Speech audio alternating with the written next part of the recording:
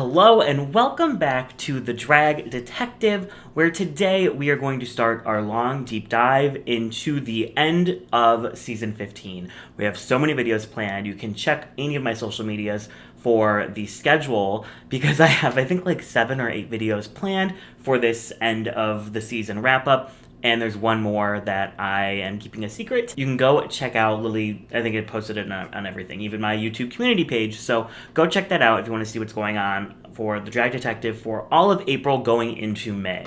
And then we have All Stars 8 coming after. So this channel is about to be very busy.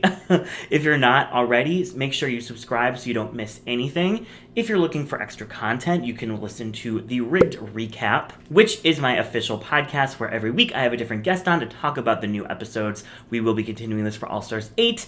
I'm excited because literally in like 3 hours, I'm going to be recording this Set Her Aside. So if you know anything about Drag Race Twitter, you know that this is going to be a wild episode. So go check that out if that sounds like something you would be into. But for today, we are going to take a look at our top 4. I really was expecting a top 3, which is why I was like waiting for this video to come out until the last episode dropped, but we have a top 4. And so we are going to look at every single queen. We're going to go over the pros and the cons to why they might or might not win the crown, kind of talk about their stories in general throughout the season, and what are the things that stick out in my head as things going ding ding ding winner potential, or oof, this is a red flag and I'm not sure that this queen could pull through. The finale has not filmed yet. There is no spoilers in this video whatsoever. This is just from what I've taken from the season, from the storylines and the arcs and the fights, the performances, what I've taken from the season and what I think the outcome is going to be. So let's go along this journey. Let's break down all the queens. And just a little side note before we start, I'm going to be talking about some negatives, obviously, about these queens' journeys, but in general, I think these 4 queens all... Oh my gosh, what is this? Go back where you belong. I think these queens all absolutely killed the season. I think this is a very strong top 4. I think this is a very tight top 4. And this is the top 4 that I envisioned from literally the cast, like when the cast dropped, when like they left for filming, actually. So I think this is such a strong top 4, and this is really kind of picking out little tiny things that are setting them apart at this stage in the competition. Because like, let's be real, they all fucking slayed. They're all iconic, and I would be happy with any 4 of them winning fully. And that's not the case for every season, but for this one, I fully would be completely fine with any of them winning, and I feel like a lot of people feel that way. So congratulations to the top 4. There's no offense to be taken from this video. We are just going to be looking at the nitty-gritty of it all with my little claw. So first, let's start off with Anetra. Okay, I think I might catch some flack, and I have caught some flack because I'm rooting for Sasha and Mistress. Those are my top 2. And I know that Anetra is the fan favorite, and that's where we're going to start. One of the pros of Anetra is she is the fan favorite. Also, a very cottagecore today. I think this is the vibe I want to go for when I'm doing these like in-person ones. Different mug, different record, fireplace burning, chestnuts roasting on an open fire. That's my goal. So Anetra is the fan favorite, and that is, I think, the biggest pro you could ever have heading into a finale. If you have the fan support, you are set. You are in a great spot, because looking at who usually wins, it's never the queen who is divided in the fandom or who the fandom is like okay with but not obsessed with. I mean, Willow Pill, huge fan favorite. Simone, huge fan favorite. Jada Essence Hall, huge fan favorite. Evie Oddly, that is who the fandom was backing that entire season. So Anetra, I think things are looking very good for her just because of this fact alone. Now, I'll be completely honest, I don't obsess over Anetra like I think everyone else does. I think she's a fierce queen. I think she slayed the competition. I really like her a lot. I don't know. Maybe you guys in the comments can tell me, what is it about Anetra that makes her like the one for you? Because I didn't get that from her this season. Like I said, I like her a lot. I think she's fierce, but she never pushed me into that territory of like, this is my bitch, this is my queen. So I feel like maybe I'm missing something, but I'm about to rewatch the entire season for the Riggery videos and stuff. So maybe on a second watch, the vision will become clear.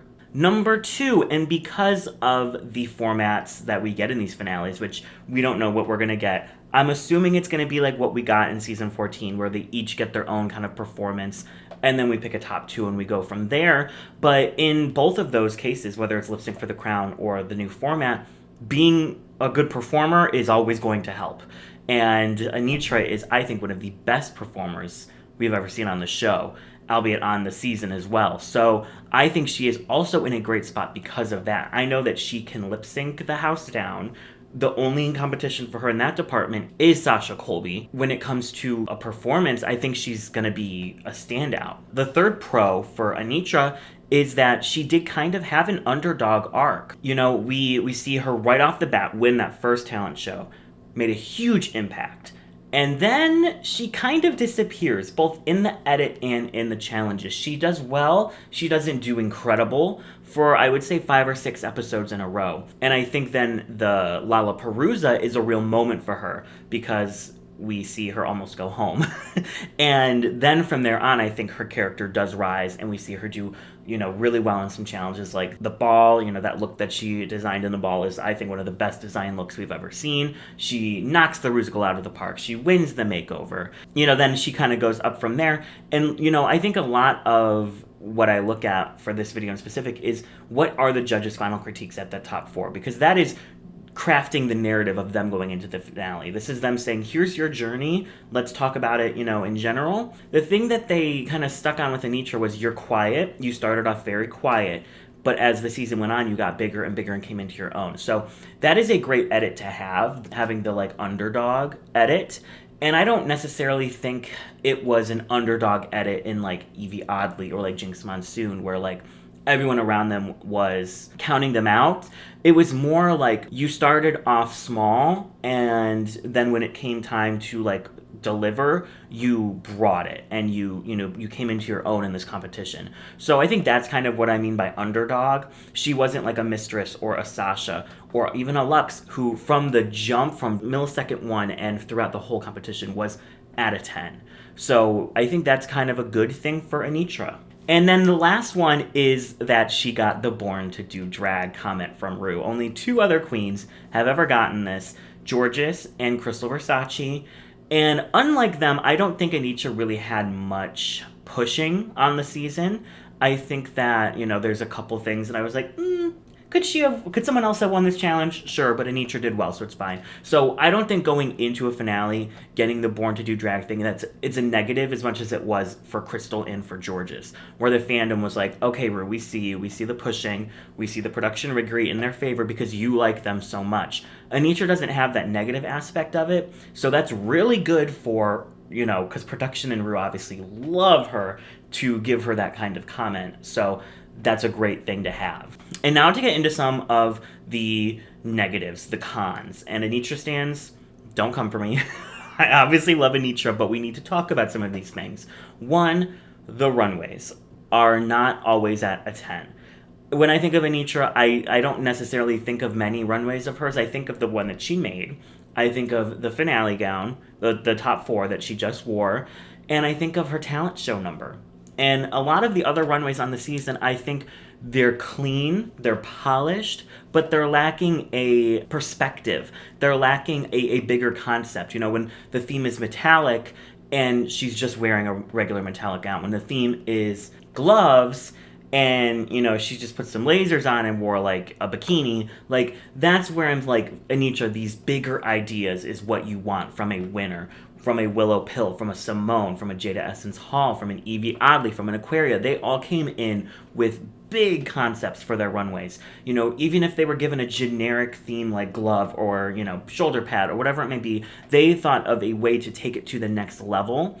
And I would say in general, the queens of season 15 didn't do this a ton. The ones that did it the most all went home early, unfortunately. So it's not like Anetra's the only one who I think did this, cardinal sin on the season. But it is kind of a knock against her, because this kind of leads into my second one. Because she doesn't come in with these huge ideas, I think she's kind of lacking a brand. If I think, what is Anetra's brand? I'm kind of thinking velvet, dance costumes. And she does kind of sometimes bring in, the Asian influences, but not enough of to where Aura Mayari did it, where it's like, oh, that is her brand. So I think that is kind of a negative against her, because when production's picking a winner, they want someone who they can put on a billboard for, like, you know, any kind of sponsorship, and people are going to immediately know who it is because they're going to know the brand, they're going to know the face. I would say another good thing for Anetra is the, like, makeup that she does with the, like, the scar.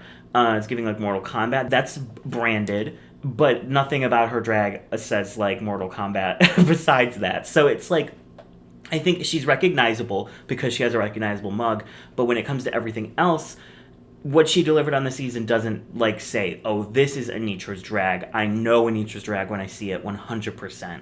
So that could be a knock against her. And especially going into a finale where you are either going to have to do a lip sync performance or the, like, performances from season 14, and, you know, it's probably going to be both. You can't just come in looking pretty and, you know, voguing. Like, we've seen it. Amazing, we love it, but there needs to be a bigger concept in this finale. You need to have big ideas, and you need to do something that people are going to remember, and that is where I think this could be a con for Anetra, because I'm not sure if she has that, or if she does, what she would do. And at this point, because we don't know what her brand is, would it be recognizable as, like, oh my gosh, it is so Anetra. So that, and then on top of, she has the worst track record of this top 4 when looking at the dusted or busted scores. She does have the second most wins with 3, but, you know, looking at her overall track record, she spent a lot of the early half of the competition safe. She had a couple lows, she had a couple bottoms, and, you know, when Luxx only lip-synced once, when Mistress only lip-synced once, and when Sasha never lip-synced, it just doesn't stack up. And at the end of the day, they have better track records than her. So, not that track record really matters, but it is something I put in, like, a con, is like, well, you didn't, like, demolish the entire competition, so that could be a negative for her going into the finale. But I think Anetra could, if she makes a big concept, if she pushes her runways, and if she shows us, yes, I can have a brand, this is what I will be bringing as a winner, I think she could take it, 1,000%. She has the performance ability, she has the fan support, and she has the personality and just the general vibes of, like, winner energy. Like, she doesn't seem difficult to work with. She doesn't seem difficult to, like, you know, throw on a shoot somewhere and be like, go do something big for VH1 or MTV or whatever it is. So I think Anetra has good chances of winning. I think there's another queen who has better chances of winning, and we'll get to that later. But first, let's move on to our next queen in line, which is Luxx Noir London. Now, the thing that I think is pushing Luxx the most, the number one pro for her, is the fashion, is the looks. She has a brand. She has a aesthetic that I look at it and I'm like, oh, that's definitely a Luxx look. And like I said, that's a big thing for a winner. They want someone who is branded, who is recognizable from, you know, a billboard far away or a quick thing in a commercial. The other thing I really want to talk about in the pros is that Luxx was a huge presence on the season. She has a very big story arc where at the beginning of the season, we see her as cocky, very cocky in the workroom with the queens, in the confessional, and the edit tells us that it is a little too much. But as the season progresses, she proves that she's cocky for a reason because she has the talent to back it up. And over time, I think the edit gets us more and more on her side. Like, yes, she's cocky, but she's not really delusional. When she does bad, she will admit it. So I think that is a great place for her going into this finale, where the edit has us on her side. You know, even though she had these rivalries with Lucy and with Irene all the way back in episode 1, at the end of the day, specifically in the Lucy storyline, we are shown that Luxx is in the right and Lucy is in the wrong. So if it was the other way around, like with Diabetti last season, I think her chances would be a lot lower. But because we're supposed to be on Luxx's side from what the edit is telling us, that's a great spot. Now, for the cons of Luxx Noir London, it is that she has the least amount of fan support. And it's by a lot. It's not by a little margin. It's by a lot. This is the poll that I did on my Instagram story, and this is where she's at with that. And that's also pretty indicative if you look at the other social media numbers. And I think the general consensus of the fandom right now is Luxx is an amazing queen. She did a fantastic job, but there's just other people who maybe deserve the crown more, and she will be a lovely All-Stars winner. Now, that's not the narrative you want going into a finale when it comes to, like, the fandom's perception of you. So I don't think it's looking great for Luxx, but I do think she has a lot going for her. It's just that the one thing she doesn't is, like, the most important. So it's kind of unfortunate. Okay, so now for my second place winner pick, Mistress Isabelle Brooks. So, Mistress has a lot going for her going into this finale. One is that she's kind of the main character of the season. From the first episode throughout the entire thing, she is at the forefront of the storylines and the drama and everything going on. And that's because Mistress is really good at crafting television for herself, for the people around her. She's good at making the story flow in the way that she wants it to. I mean, early on we have her, relationship with Irene. Then Irene goes home. She starts up a, thing with Sugar and Spice. Sugar goes home. Then we get her relationship with Malaysia and that whole argument and that whole fight. And that lasts for, a few episodes. Then Malaysia goes home. And then she amps up her relationship with Lucy. And that takes her all the way to this past episode. And I mean, it's just smart. It's really smart to make sure that you're always at the forefront of whatever storylines are going on. Because then, you're not going to go home. So I think that is a huge, huge plus for her. She is a part of every major storyline from the first episode until now. Another thing about Mistress that I think is really good for her is that she's different from a lot of the winners we've seen in the last few seasons. Obviously, she would be the first big girl winner. That's a big plus. But just when it comes to her drag, this, pageant aesthetic, we haven't really seen win in a very long time. I mean, I'm trying to, go back in my head, and I don't know if we've had, a pageant queen win. I think maybe the closest was, Jada Essence Hall, or, Tyra all the way back in season 2, but even Tyra wasn't, I don't really consider a pageant drag. So this would be a new kind of archetype for a winner. Not only a big girl, but also a pageant queen, a professional pageant queen who's young. She's only 24 or 25, I think. She's my age. So I think the reason we don't get a lot of pageant queen winners is because usually they come in older, and we get a lot of young winners because they, have a better pulse on the fandom, which is young. So that's why they're casting younger now. So I think that's why a lot of pageant queens don't necessarily get the win. But for Mistress, it's kind of the best of both worlds. She's pageant, but she's also young. So I think these are all great for her. But the negatives is, I think she, in the past maybe 5 episodes with the whole Lucy storyline, did lose a little bit of fan support. Because Lucy was a fan favorite, and because the perception is that Mistress was bullying Lucy, a lot of the fandom started to turn on Mistress. So that's not great. I think that she was definitely more popular in the beginning and the middle of the season with the fandom than she is now. I still don't think she's unpopular. I just think some people turned off of her from, that last storyline she had. So that's not great. I also think that she just, in looking at the competition, she had a better start than she had a finish. The first, 8 or 9 episodes, she destroyed every single one. She could have feasibly been, in the top for, most of those. And then when we hit the 50-50, interviewing the celebrity challenge, she has her first struggle. And then from there on out, it's not that she's doing badly, but it's just she's not shining as much. Looking at the challenges like the stand-up, the makeover, this past remix, I think that she just had a much bigger start than she did a finish. And you always want to finish strong. Winning those last couple challenges, they always say, is very important because the judges have you in their mind, the fandom has you in their mind as a competitor, as a force in the competition. And Mistress hasn't had a win since episode 7, I think, with the Daytona wins. So even though she doesn't have the worst track record, she only has 1 win.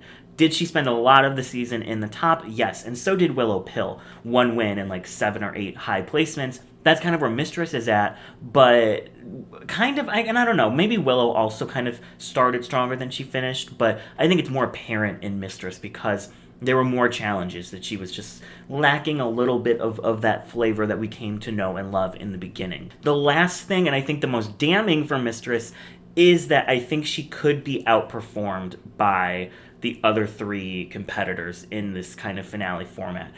I think Mistress could really shine and do an amazing job and make top 2 from the performance that she creates, if that's the format.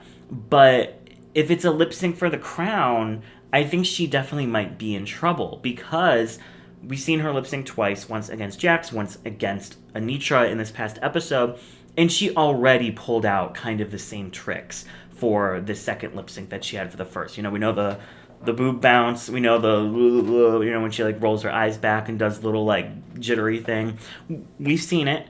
And I hope that she has more to bring, but the fact that we've only seen 2 lip syncs and she's already overlapping in her moves in both of those, whereas like Anetra is still bringing out new stuff after 5 or 6 lip syncs, I think that could spell some trouble for Mistress. I even think Luxx could, I think that obviously I think Sasha and Anetra could beat her in a lip sync, but I think Luxx could as well. So I hope that she pulls something out that maybe we're not expecting, because I think that is kind of where I'm seeing top 2 for Mistress, but I don't know if I'm seeing winner when it comes to that final lip sync for the crown. And so let's get into my winner pick, and I'm going to kind of sell you on why I think so. Sasha motherfucking Colby. She, from literal second one of entering the competition, it kind of felt like this was her season to win. It kind of felt like she was at a level above everyone else, and obviously that's going to happen because she has so much more experience than these queens. This is a very young cast. Sasha is the oldest by 6 years, so that's already kind of putting the other queens at a disadvantage just from time doing drag. We've had a lot of queens that were 2-3 years into drag. How can you compete with someone who's been doing this for 20 something years? So that kind of, I think, just sets Sasha Colby to a standard above everyone else. And she's proven that she came in with a big name, but she didn't need to rely on that name to make it to the crown. I don't think genuinely there's much riggery for Sasha. Sometimes there would be a win. I'm like, oh, someone else could have gotten that. But I think Sasha could have won a challenge back then, so it all evens out. I don't think she got much riggery in her favor, if any at all. And so I think that is kind of just solidifying her as the biggest competition going into this finale. She has the most wins, never been in the bottom, 1 low placement. I mean, she had a great run on this season. So that's the first pro. She has the best track record. By far. One of the best track records we have ever seen, to be honest, on this show. I also think she is the best performer. Looking at, her lip sync with Anetra, who I think is the second best performer on the season, I think she won that, I'm in love with a monster lip sync, and she won it by a lot. I think Anetra has amazing moves, really fun stuff, but Sasha just adds that extra flavor that, not everybody has. Someone's got 10 spices on their rack. They got some salt, they got some garlic powder, they got some onion powder. Sasha has the cumin, she has the coriander, she has the cilantro if you don't have the gene. Sasha has all these extra little things that she just sprinkles on everything she does, and performing is one of them. And if you've seen any of her performances, in her pageantry years, I mean, everything she does is so unique and different, and she brings different energies to different songs, and I think that just alone sets her apart from these other 3. And in such a performance-heavy finale that we are going to get, whether, whatever the format may be, that's already, I think, setting her up for a really good spot in the top 2, and I think she can beat any of those 3 in a lip sync. So I think that's great for her moving forward. I also think that she had a really positive edit. She kind of stayed out of all the drama, and kind of, was like the mother hen, keeping all her little chickens in line. But we never saw any negativity. We never had, and no one has a reason to dislike Sasha Colby. If you don't like Sasha Colby, you're a hater. You know what I mean? The show portrayed her as a genuine, kind, experienced, filled with wisdom and so much heart, just a good soul. So I think that's really good for her win. Specifically Mistress and Luxx had tinges of negativity in their edits throughout the season. So there's that. I also think that her just being a huge fan favorite right now, I think, and it could have changed now because it's been kind of close, she's been leading in all of the polls when it comes to who are you rooting for to win on Instagram, on Twitter, everywhere. So I think that's also really, really good for her. But she does have some negatives, and they're kind of vague, but she didn't have a storyline. Because she wasn't involving herself in any of the drama, with all of the other queens, she kind of is just in her own little corner when it comes to the edit. We have these little groups forming, the Mistress and the Luxx, and the Malaysia group, and then we have, Lucy and Marsha, and everyone feels like they have a place in this group. And then Sasha is just kind of on the outskirts, like I said, the mother hen looking after her chickens. Well, that kind of puts you outside of everything else going on. So I think that definitely kind of puts her in a weird spot where she doesn't really have an arc. She doesn't have a story. We learned about her backstory, and then that's great, but there wasn't anything else really to go off of, and especially in the middle of the season, we kind of lose her in the edit because there's so much drama, and she's not involved in any of it. She's kind of not in the episodes a ton, so that's definitely a negative. The second negative, and I think for her is the one she has to overcome, is the predictability. No one wants to go into a season and just already know who's going to win. And, looking at even season 6 with Bianca, who I think is the most obvious winner from moment one, there was still enough other stuff going on that you would forget that Bianca was going to win. Whereas Sasha Colby is so huge in the world of drag. Everyone assumed she was going to win the second they heard she was cast. Now going into a finale where she's definitely earned that win, 1,000%. She has the best track record, but because everyone has been expecting it for the past 5 or 6 months, or if you know the spoilers of who was cast when they started filming a year ago at this point, it is kind of predictable. Now, is predictable bad? For some people, yes, and for some people, no. But for making television, you don't want to have a predictable finale. You don't want people tuning in and being like, well, we all knew that was going to happen. I guess let's, wait for next season now. It's like watching Survivor Samoa and having Russell win, right? I mean, the whole season, if you don't watch Survivor, whatever, the whole season is about Russell. He gets the most confessionals out of anyone ever in Survivor history. If he would have won, everyone would have been like, well, duh, The season got so much buzz and people talking on social media and still talking about it to this day because he didn't win. And they could definitely pull something like that here. And I think it would create a lot of social media, whether it be backlash or discussion or, people, tweeting, Sasha Colby's robbed, or Anetra won, oh my gosh, or Mistress won, whoever wins, would create a kind of big media firestorm, which is what Drag Race loves to do, which is why we have the riggery that we do. So I think that is a big thing against her. But if Sasha brings what I think she's going to bring to this finale, it might be hard to not give it to her. So we'll just have to wait and see. But I think Sasha Colby is going to win this season. I think that Mistress has a great shot of winning. I think Anetra, I hope she proves me wrong in some of the areas that I pointed out. And then I think she would have a good chance of winning.